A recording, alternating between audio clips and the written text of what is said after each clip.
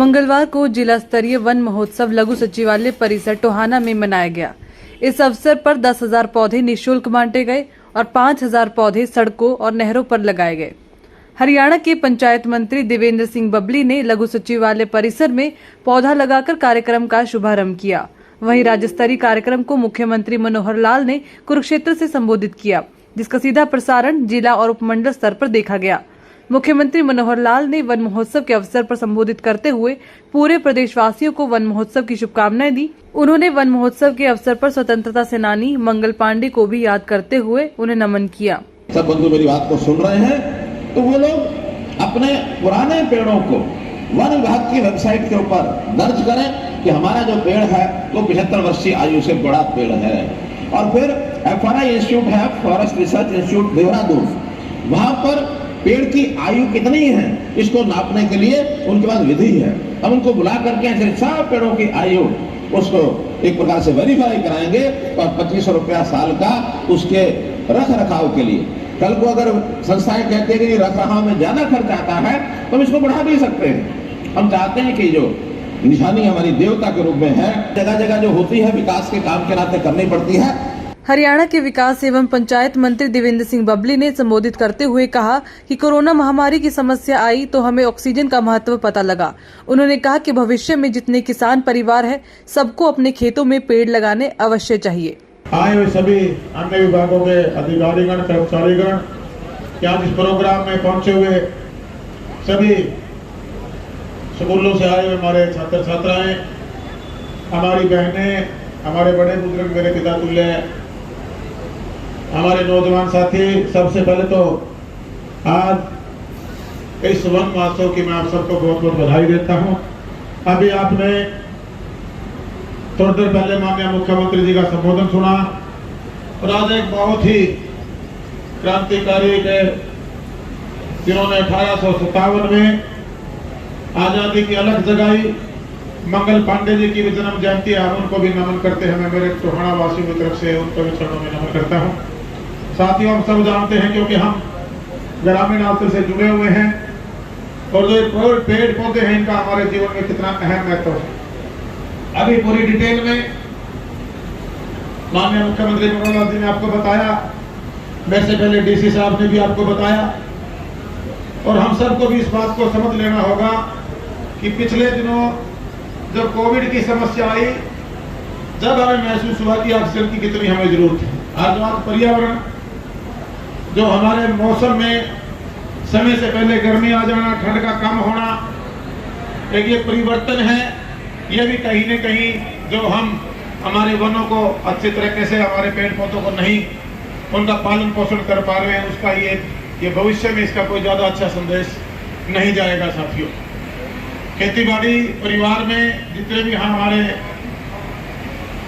किसान परिवार हैं, चाहे हमारे शहर में बसने वाले जो हमारे गांव से टोहाना की तरफ आए, हमारे शहरी भाई हैं, हम सबको इस बात को समझना होगा कि जिस तरह से हमारे जीवन में सबसे पहले 2 चीजों की जरूरत होती है। इंसान को जीने के लिए सबसे पहले उसमें शुद्ध वायु की जरूरत होती है और अगर हम इन पेड़ पौधों को लगाएंगे नहीं, इनको बचाएंगे नहीं, तो आने वाले समय में जो ये समस्या है पर्यावरण को लेकर ये बढ़ने की तरफ है।